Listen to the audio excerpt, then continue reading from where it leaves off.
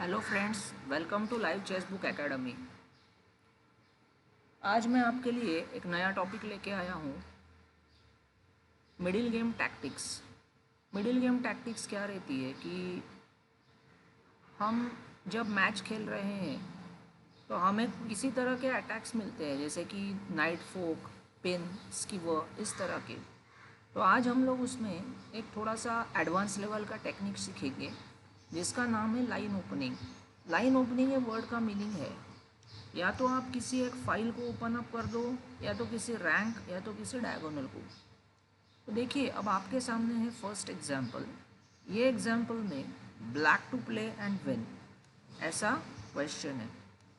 देखिए यहाँ पे ब्लैक ने मूव किया नाइट F3। अब आप देख सकते हैं कि ब्लैक के घोड़े ने इस किंग को चेक दे दिया, एंड ये जो ब्लैक का किंग है इसने ये F2 और F1 ये दो स्क्वायर कैच किए। इसकी वजह से अगर वो अंदर चला जाएगा तो ब्लैक खेल सकता है knight F2 check, and with knight F2 check ये चेक एंड मेट आ जाएगी। सो इसलिए क्या हुआ, जब मैच में ब्लैक ने नाइट F3 चेक दिया तो G/F3 वाइट ने मार दिया। इसकी वजह से ये जो G फाइल है वो फाइल ओपन अप हो गई और ब्लैक को चांस मिला रुक G6 चेक देने का। देखिए, ये चेक के बाद किंग को अंदर जाना कंपलसरी, और फिर आ गया night F2 check and mate. तो ये जो टेक्निक है इसे कहते हैं लाइन ओपनिंग। अब मैं आपको इसके कुछ और एग्जांपल्स दिखाता हूँ। अब आपके सामने है नेक्स्ट एग्जांपल। ये एग्जांपल में वाइट का खेलने का चांस है। तो वाइट ने यहाँ पर शुरुआत की queen E6 check. Okay, queen E6 check के बाद देखिए हमारा जो रुक है, हमारे रुक ने ये दो स्क्वायर लॉक किए हैं, तो उसकी वजह से जो ब्लैक का किंग है उसे H7 पे जाना फोर्स है। जैसे ही ब्लैक का किंग H7 पे गया, वाइट ने यहाँ मूव खेला rook into H6 check, G/H6, और अब वाइट को चांस मिला क्वीन F7 चेक देने का, जिसके बाद ये हो गया चेक एंड मेट। हम चलते हैं तीसरे एग्जाम्पल की तरफ।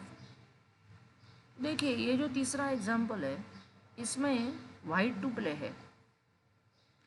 वाइट ने यहाँ ऑब्जर्व किया कि अगर मेरा ये जो क्वीन है उसे D8 तक जाने मिल जाए तो there is a chance of checkmating the king. मैं ब्लैक किंग को ट्रैप कर सकता हूँ। अब आप एक काम कीजिए, यहाँ पे वीडियो को थोड़ा सा पॉज कीजिए और फाइंड आउट करने का कोशिश कीजिए कि यहाँ पे वाइट किस तरह से जीत सकता है। देखिए, वाइट ने यहाँ मूव खेला रुक C8 चेक। देखिए, रुक C8 चेक, आप बोलेंगे कि यहाँ पे तो ब्लैक के घोड़े का अटैक है, ब्लैक के रुक का अटैक है, फिर वो रुक को फ्री में क्यों दे रहा है? आपको पता चल जाएगा। उसने खेला rook into C8 only move to save the checkmate. Rook takes rook, knight takes rook. White ने एक रुक के बदले में दो रुक्स दे दिए, और अब देखिए ये जो क्वीन है इस क्वीन को D8 स्क्वायर के ऊपर एंट्री मिल गई। So white is now able to play queen D8 check, and you see what happens after this queen D8 check. This is a clean check and mate. तो इस question में white ने ये वाला डायगोनल ओपन अप कर दिया। We now move to the next situation. ये situation में वाइट टू प्ले है। वाइट ने यहाँ पर मूव खेला क्वीन इंटू H7 चेक। देखिए, एक पॉन खाने के लिए उसने क्वीन दे दिया। वो ये क्वीन क्यों दे रहा है? क्योंकि उसे पता है कि चेक एंड मेट होने वाला है। This is why is giving that, otherwise वो नहीं देता। मैच में एक चीज़ याद रखिए, जब हम सैक्रिफाइस देते हैं तो या तो आपको मटेरियल वापस मिल जाना चाहिए, या तो आपको सामने वाले की किंग को चेक एंड मेट करने आना चाहिए। अगर ये दोनों नहीं हो रहा तो आपका जो सैक्रिफाइस है वो रॉन्ग सैक्रिफाइस है। देखिए क्या हुआ, अब उसने किंग इंटू H7 खाया, जिसकी वजह से ये H लाइन जो है, H फाइल जिसे हम कहते हैं, वो रुक के अटैक के लिए खुल गया। तो वाइट ने यहाँ खेला रुक F3 चेक। ब्लैक का किंग कहाँ भाग सकता है? या तो वो G8 पे भाग सकता है पीछे की तरफ। पीछे भागा तो वाइट खेलेगा knight into E7 check and mate, क्योंकि देखिए ये जो पॉन है इसने ये स्क्वायर को लॉक करके रखा है। दूसरा केस क्या हो सकता है, रूक H3 चेक के बाद ब्लैक का किंग आ सकता है G6 पे, तो वो केस में भी नाइट इंटू E7 मेट। देखिए ये बिशप ने G5 स्क्वायर कैच किया, रुक ने ये 3 स्क्वायर्स कैच किए, और जो घोड़ा है उसने ये G6 एंड F5 ये कैच किया, पॉन ने ये स्क्वायर कैच किया। So check and mate. I hope you are understanding these examples, आपको अच्छे से समझ में आ रहा है। अब हम चलते हैं नेक्स्ट एग्जाम्पल की तरफ। देखिए यहाँ पे white to play and win है। हम लोग पहला ये देखने की कोशिश करते हैं कि बोर्ड पर हमारे पास कौन कौन से पीसेस है और कौन कहाँ अटैक कर रहा है। वाइट का जो रूक है वो H लाइन पर अटैक कर रहा है, ये जो पॉन है उसके ऊपर, और उसको किंग का सपोर्ट है। हमारा जो क्वीन है वो F7 और G6 पॉन को अटैक कर रहा है, ये पॉन को H7 पॉन का सपोर्ट है। देखिए ये जो पॉन है ये G6 पॉन को सपोर्ट नहीं कर रहा। मैंने ऐसा किस लिए कहा, आपने देखा वाइट का जो बिशप है वो देखिए इस लाइन को कंट्रोल कर रहा है ना।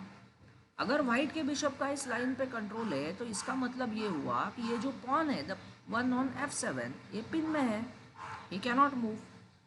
वाइट ने यहाँ सरप्राइजिंग मूव खेला क्वीन इंटू G6। यहाँ पे और एक बात देखिए, हमारा जो घोड़ा है वो भी आगे जंप मार के किंग को चेक दे सकता है। सो ब्लैक ने खेला H into G6, only forced move.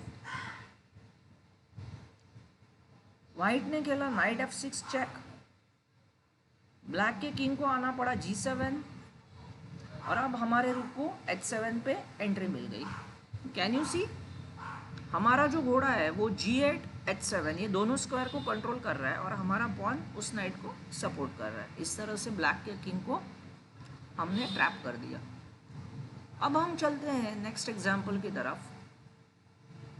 यहाँ पे देखिए, यहाँ पे वाइट टू प्ले है। एक थोड़ा इमेजिन करने की कोशिश कीजिए, ये सिचुएशन में अगर वाइट का ये जो घोड़ा है ना वो घोड़ा चला जाए तो वाइट के बिशप को ये लाइन ओपन मिल जाएगी। तो वाइट ने यहाँ खेला नाइट इंटू F6। यहाँ पे एक और पॉसिबिलिटी है, वो भी मैं आपको दिखाऊंगा ये एग्जाम्पल ख़त्म होने के बाद कि रॉन्ग लाइन ओपनिंग किस तरह से हो सकता है। नाइट इंटू F6 हमने देखिए बिशप के लिए डायगोनल ओपन कर दिया and that too with check.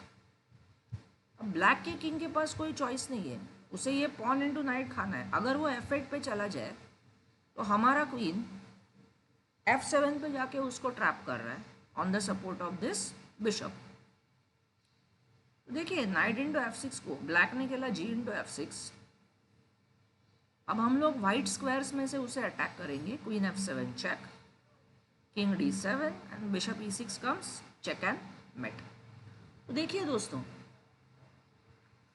एक पर्टिकुलर लाइन ओपन होने से क्या होता है, या तो हमारे रूक, क्वीन या बिशप, ये तीनों में से किसी को एक्शन करने का चांस मिल जाता है, और हमें सामने वाले के कई बार किंग के ऊपर अटैक करने के चांसेस रहते हैं। अब मैं आपको लेकर चलता हूँ इसी पोजीशन के शुरू के पोजीशन पे। ये हमारा स्टार्टिंग पोजीशन था।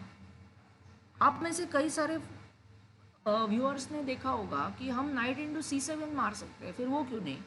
देखिए नाइट इंटू C7 को आपको ये फाइल जरूर मिल जाता है, लेकिन जब ब्लैक क्वीन इंटू C7 का आएगा, queen F7 check, king D8, अब आपको प्रॉब्लम दिख रहा है।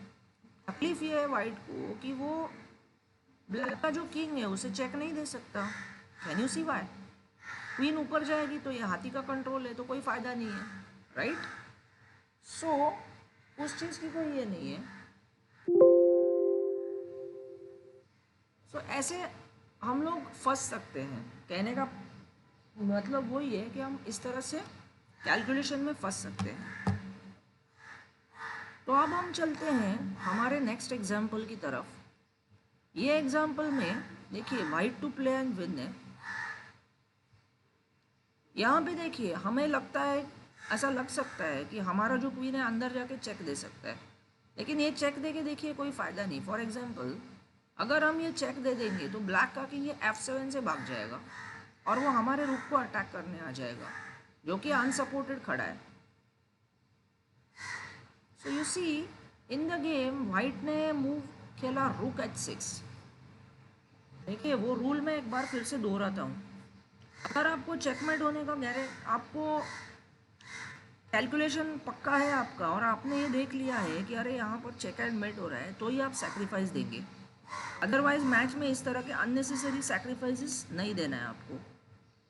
ठीक है फ्रेंड्स, सो देखिए अब यहाँ पे हमारा आइडिया काफ़ी सिंपल है कि हमारा रुक h8 को जाके मेट करेगा और क्वीन ने ये f7 स्क्वायर लॉक करके रखा है। तो ब्लैक को g टेक्स f6 खाना पड़ा। क्यों g6 चेक। देखिए हमने ये सारे के सारे स्क्वायर सामने से कैच कर लिए। ब्लैक के राजा को जाना पड़ा h8 पे एंड नाउ रूक टेक्स h6 चेक। देखिए अब ये सारा हो गया चेक एंड मेट।